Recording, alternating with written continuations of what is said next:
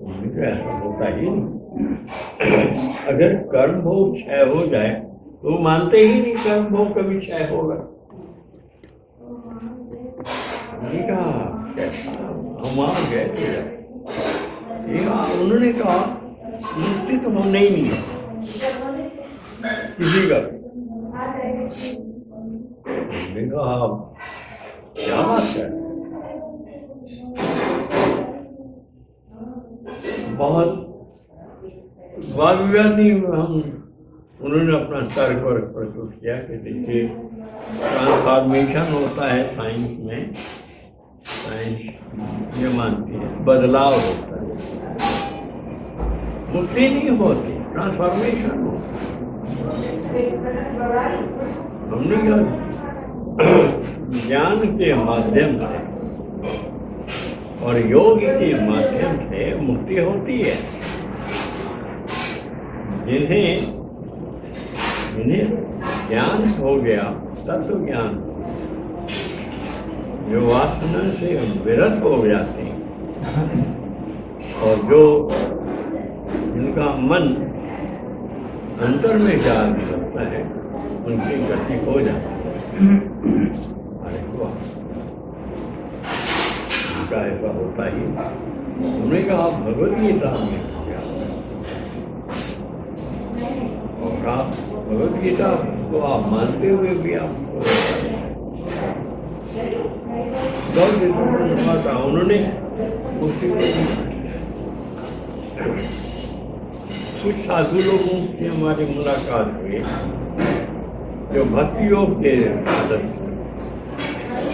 इष्ट था, चाहे भगवान के राम, चाहे भगवान के माँ दुर्गा, माँ काली, कोई भी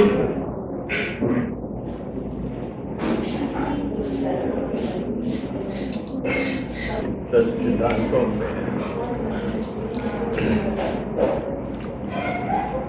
हमारी यात्रा जहाँ भी हुई, जो मन की माता उनके चिंतन,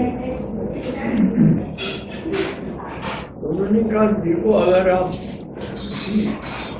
मूर्ति विशेष की आप मान करते हैं, कोई इष्ट को मान करते तो उस इष्ट के लोक में आते आपकी गति वही हो।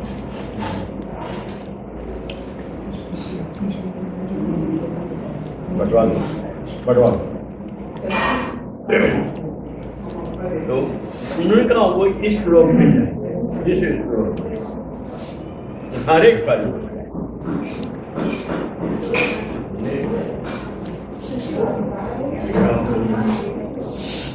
तो कहते मुक्ति होती है क्योंकि हमारे उदाहरण दिए वहां पे हमने कहा ऐसे ऐसे लोग हैं, मतलब ज्यादा लोग हैं जो मुक्त हो चुके हैं। मरपा के लोक में जाने से अब बहुतों नहीं अपनी मुक्ति मानते कि फिर उनका जन्म ही नहीं।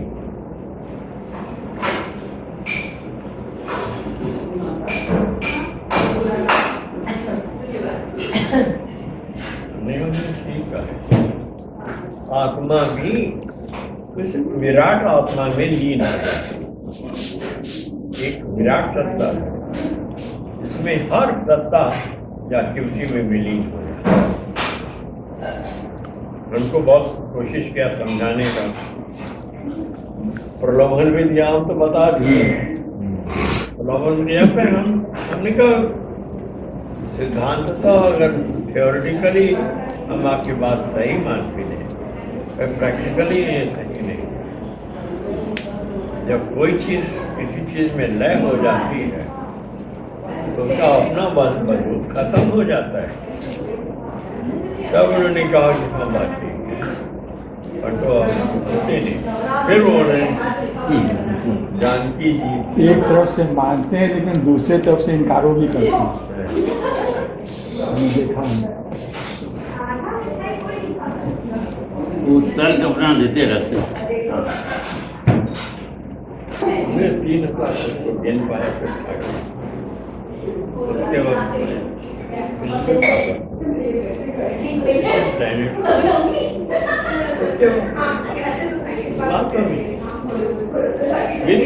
अभी और मैं यहाँ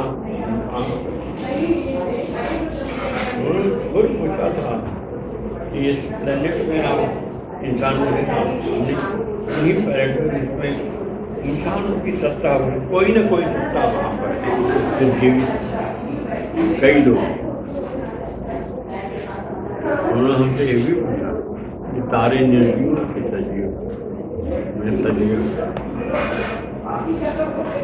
उनका जन्म होता है, उनका हमेशा इसका समय लगता है, उनका भी कार्यकाल है, इसके बाद इसका अत्यंत लोक हो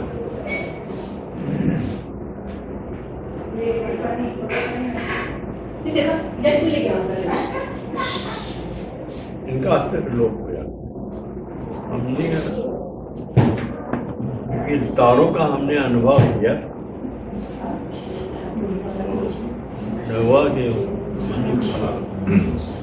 इसलिए अनुभव था इसमें सारा लोक हो सकता है, उसका अस्तित्व समाप्त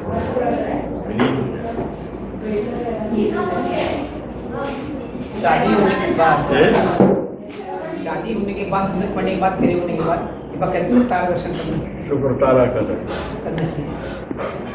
बताया था जो आप बनाए थे ये हाँ, इसका नियम उसमें आपको दिखाया तारा दर्शन। हाँ कहते हैं इधर तब तो सूर्य नहीं करते ना इसलिए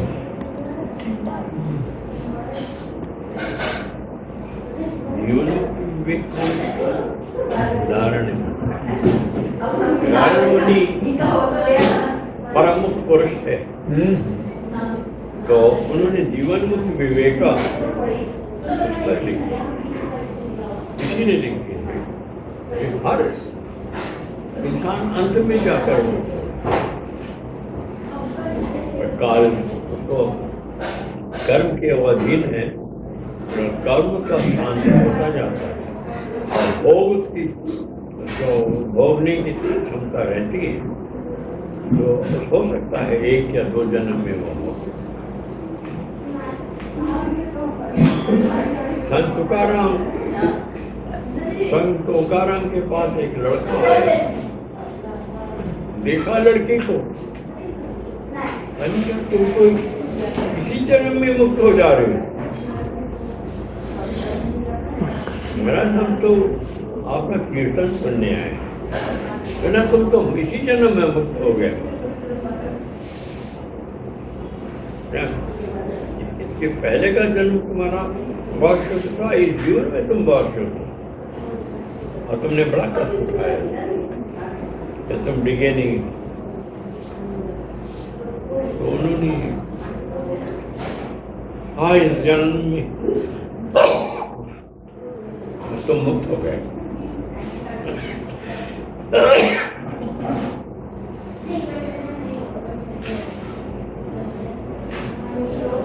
ऐसा है जो लोग इसमें कई स्थिति होती है, जो दीन को छोड़ते समय जो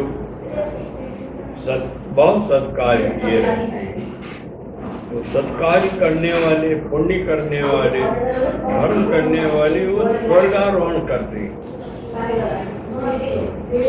उनके पुण्य का वहीं पर विशेष आनंद पाते। उसका पुण्य जब क्षय हो जाता है तो आपके नरक के दिन आ जाता है। स्वर्ग में भी 7 स्थितियां हैं हमारे। सबसे नीचे स्थिति में इंद्रदेव, इसके बाद की जो पीढ़ी है वो आपको नीचे ही आपके कलतरु है और ये सब। ऊपर जैसे जैसे बढ़ते, ऊपर जैसे जैसे बढ़ते उत्साह वैसे उनकी स्थिति और आनंद विशाल देखिए आप।